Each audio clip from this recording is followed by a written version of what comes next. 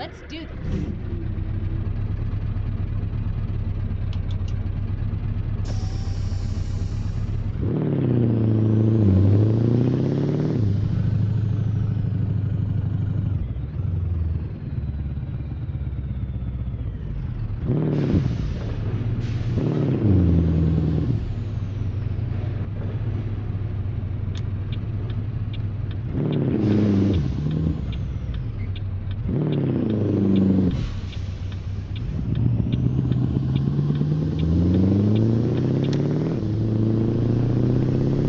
Caution, please mind the speed limit. Get ready to turn left.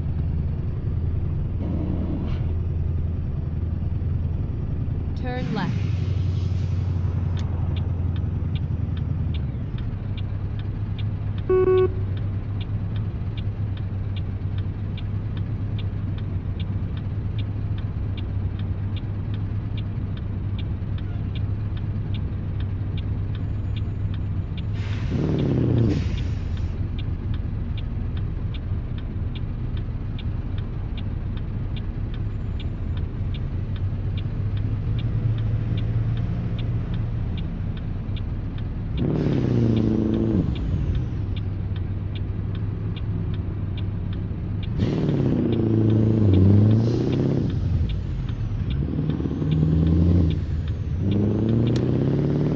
Keep left, and then turn left. Turn left.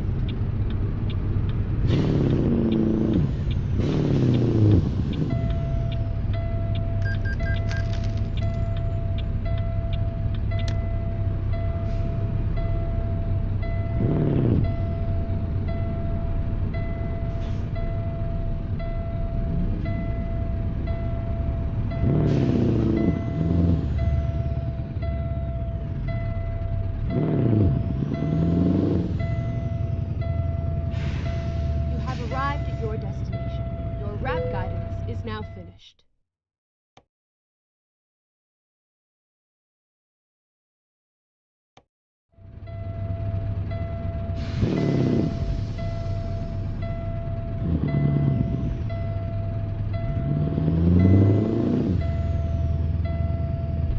Ready to roll.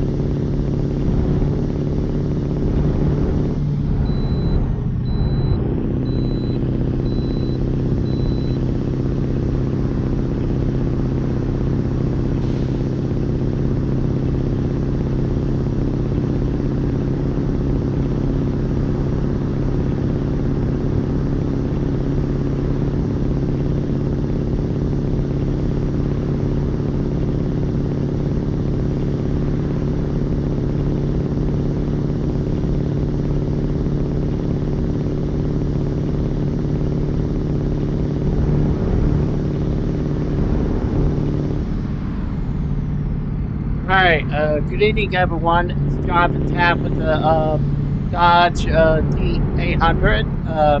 We got the beginning part. We're starting with Montana, and this truck got a AT-545, just like the older buses. So, um, in fact, let's go for a ride. I'm on an interstate right now, and let's go for a ride.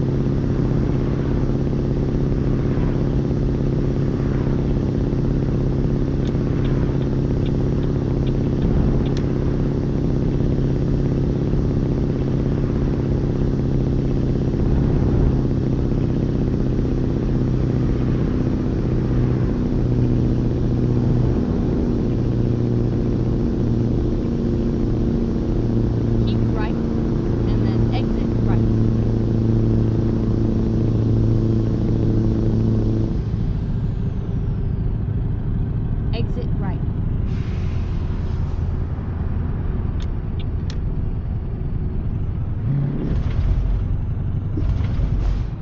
Turn left.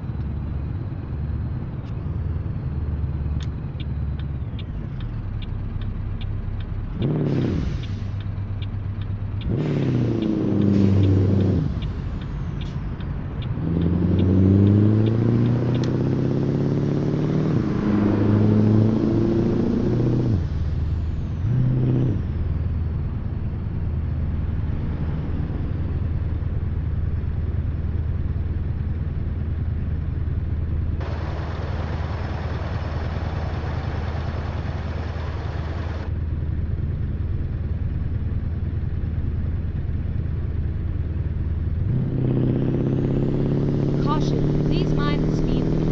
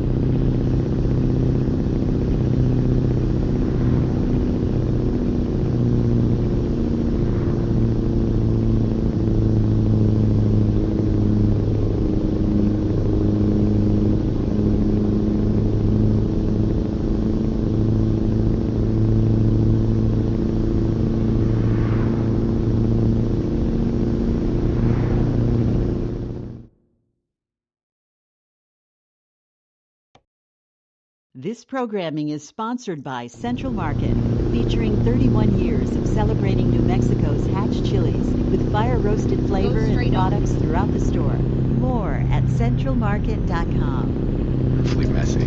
It's also the idea behind Meadowlark Media, the company that Dan co-founded, to make room for stories that don't fit neatly into the sports pages. Dan and I spoke during an extraordinarily difficult week at his company, Meadowlark. One of his closest colleagues, David Sampson, had just suddenly lost his young daughter to a rare form of brain cancer, and the grief was still fresh. It actually shaped every part of our conversation. First of all, it sounds like you guys have been through a really heartbreaking time at Meadowlark. Your colleague David losing his daughter, that sounds like something unimaginable. I just want to send our condolences from all of us. Thank you. We appreciate that. Obviously, this is not our hardship. It's a bit of borrowed pain, but somebody we care about, just went through something unspeakably cruel, losing his daughter at 28 without any kind of warning to a really super rare brain cancer. So thank you for your condolences. Yes, there are a lot of people crawling around here after a weekend of mourning, and I don't know how much of this you do with your audience, but grief is quite the weighty vest, and I've only experienced it this kind of way over the last 5 years, so I'm very grateful that I haven't had too much of this in my life, because it's pretty unbearable. Yeah, no, I think it's something that people can't even begin to understand if they haven't suffered through it themselves. So we're really thinking about you and the whole company. Thank you. Most people don't want to talk about anything close to this. Marcellus Wiley, a former football player, as tough a human being as I know, when he looked into his mother's casket, he just sort of was like, nope, not going to do this, not going to ever think about this, talk about it again, because men particularly can push this stuff down into places and cover it in brown alcohol. Yeah. No, I lost my mom 20 years ago, and it's like still reliving the moments and the days around it. I don't feel like I'm equipped to even deal with the grief 20 years on, let alone whatever I was dealing with in those moments. There is some beauty, though, that can be found around all of this when you sort of go straight through the pain of understanding that the thing that keeps the love alive after someone has passed is that the loss is something that has to hurt in a way that's sort of directly proportional to how much you loved. So keeping the pain alive keeps the love alive, keeps the memory alive, keeps the people the way that you felt about them alive. I know in the case of my brother, it's not a pain I want to ever forget, because the love is something that was sizable enough that it risks the most painful of loss. So anyways, thank you for the sentiment here as we get off to a very serious start here. I thought, what are we talking about? Are we talking about? We're not here to talk. I don't think this is not a grief podcast, is it? It's not a grief podcast, but grief doesn't make reservations at a certain time. So I just wanted to honor the fact that you guys are in a certain mindset now. But no, I really wanted to dig a lot into you, what you've done at Meadowlark, where you are today, what you think of sports media. And it strikes me, I saw you say recently that being different is what you try to do every single day. And I wonder if you could say a little more about what you mean by that. What is different about you? What are you striving for in your work? Well, these are things that are all sorts of tied together, because I've gotten a sort of unreasonable amount of my identity from my work over the years, as most workaholics, I think, probably would say that they are lopsided in some way and just get a lot of their defining inside of their work. So my career now, strange as it is to say, is going on 40 years, where once upon a time I dreamt of just, how do I get paid to write about people who play sports? That seems like a fun way to make a living. Yeah. I was at a dinner table most of my childhood, sitting with my mother and my father was complaining about being unhappy at work, unhappy with this boss. There was always something. And my parents came from Cuba, and my father had to choose sort of the safe route of, when you're an exile or an immigrant in this country, it's law, architecture, engineering, medicine, the safe ones. But it's not exactly what he loved doing. And so I would say at that dinner table in front of my parents that what I wanted to be when I grew up was somebody who was getting paid for doing something that they enjoyed doing. My father's response was, good luck with that, kid. And so if I'd become an engineer like he wanted me to, safest path, I would have been very unhappy. And so my mom fought for me to be able to do something writing, because people in high school told me that I was good at that, pretty good at it, and it's the only thing that they told me I was good at. So I had my path early on, and writing, I found, after doing some good work for a young person, making a living in newspapers, writing was super lonely. And so then I chose the different path of how is it that I continue to grow my career from sports writer to radio person to television person to now in my 50s a bit of an entrepreneur. And so it's been by choosing different paths, different things within the realm where I had my expertise as a writer. And so some of the zigs were established in sports that allowed me to do some stuff that was zagging, or that was counterculture, or was anti-establishment from within the establishment. And so it's not that different, but it's just different within the confines of this particular playpen, where, odd as it is to say, people, I don't know if your audience knows very much about the fun and games sports business, but you would think it would be more fun. You would think the people talking about it in the playpen would be having more fun, but very often, you know, it's treated as a church or someplace sacred, and so it wasn't that hard to be different if you're going to be super serious about the fun and games. It's not that counterculture to be like, can I interest you in some fun over here? Some laughs, some stuff that isn't quite so serious. And so we found just different places to be slightly different where it looked like growth along the path. It's a long answer, but that's 35 years of career you're talking about.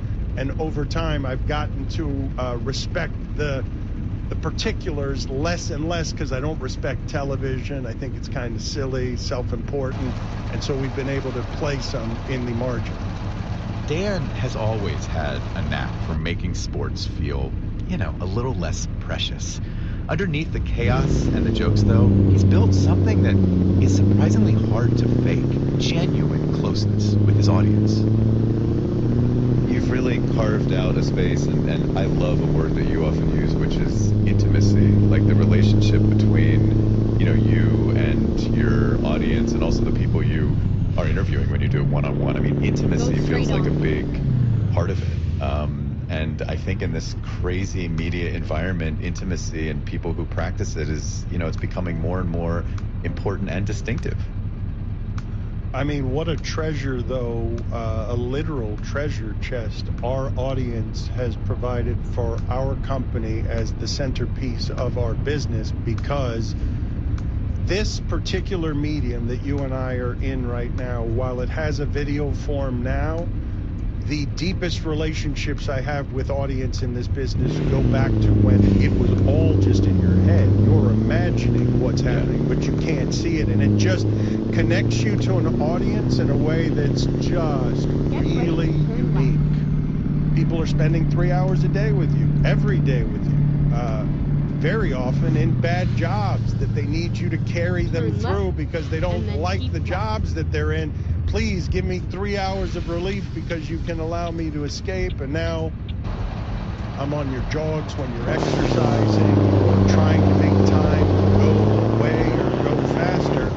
And then we become just, friends in your head. And so it's the entire lifeblood of our company is that connection with the audience, which has to be an intimate. If you want to understand why Dan connects so deeply with people, it helps to go back to where he came from and the two people who believed in him first.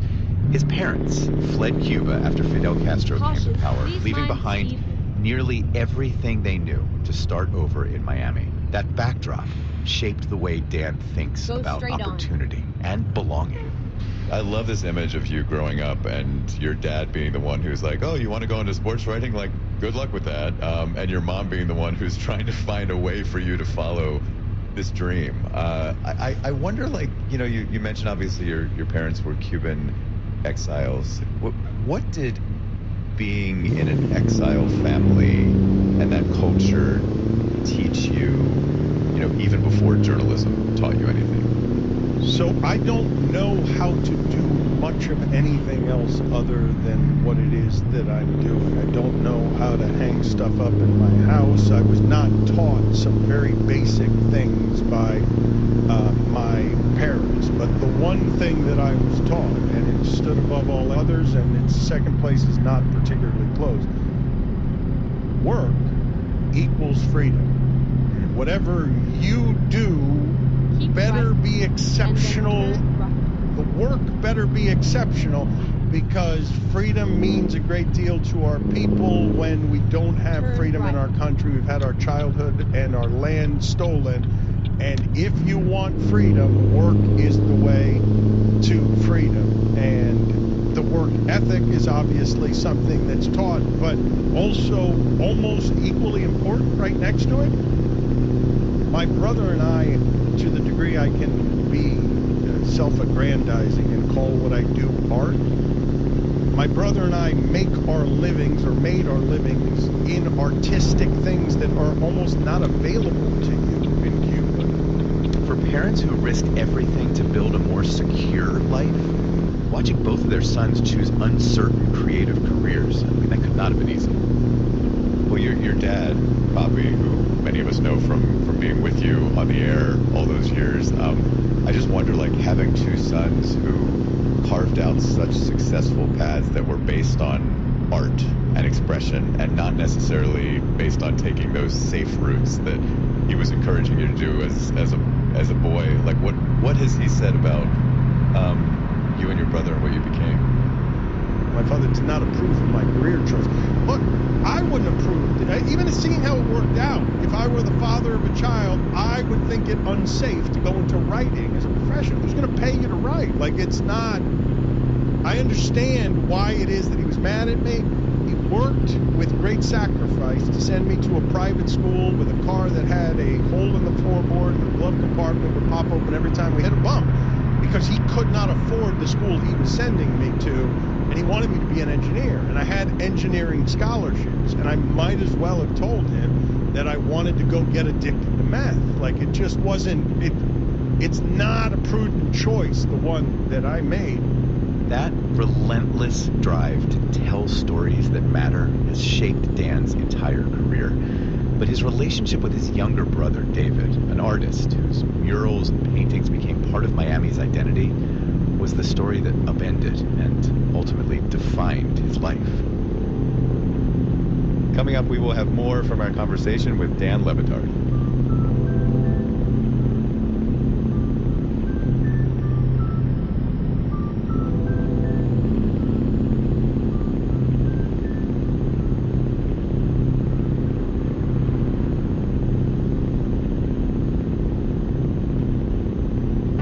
More to watch, more to discover, more to learn.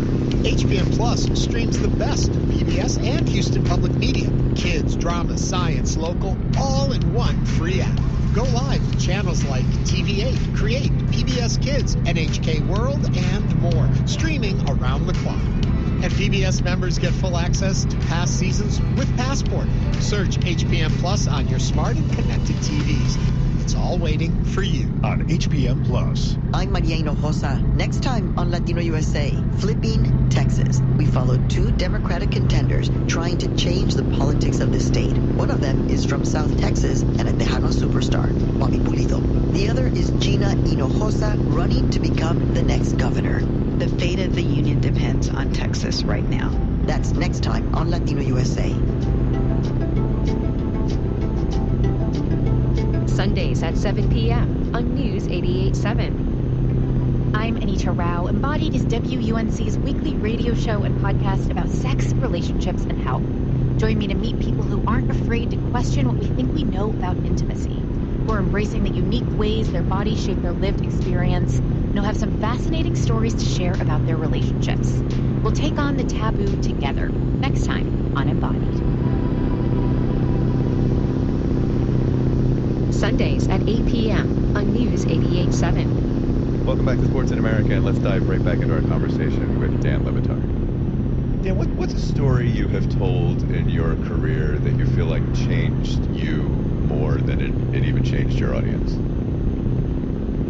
A story that I have told, and you're not asking me here, of the most recent story where my brother's death has altered me in a way that I've chosen to share that with an audience that... Yeah, I mean, if you want to tell us about that, it's your brother David. I mean, you lost him about 3 years ago, right? It is. You're going to have to forgive me because pandemic time sort of screws up. But yes, I believe it'll be 3 years here in August. I don't have an experience more painful than being at my brother's bedside for the last 10 months of his life. That would lead to more growth because you're going straight through the pain than that one.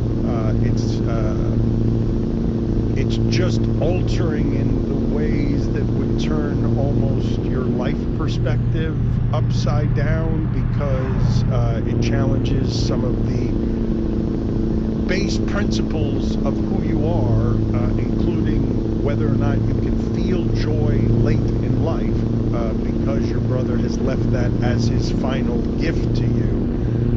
Because the horrors of doing all of that with my little brother, with something I never imagined. left me appreciating life more than I did before that, and having an access to happiness that I did not have before that. And I don't know how to explain this to anybody without you living it next to me. All of the particulars, including like seeing 3 people hold him up so he could go to the bathroom in a bucket, because the most vibrant personality I've ever known was fighting to stay here but rotting from the inside, to seeing him resuscitated by several nurses and thinking he had died before he had died. Getting to spend all of that time that close to the stale stench of death and sickness, and have it be the person that I loved the most and had the biggest connection with and practically raised, because of what my role was as an older brother to him. That's an amazing thought to kind of contemplate. I mean, that his loss gave you an access to happiness. That's a kind of an interpretation of grief that I'm not sure I've ever really thought about before. So I can be cynical about some of this stuff, and I can be just generally scientifically agnostic about an assortment of things. But I will tell you that the pain of this was so profound that it led me on a search that I won't bore you with all of the details of it, but I am going to an assortment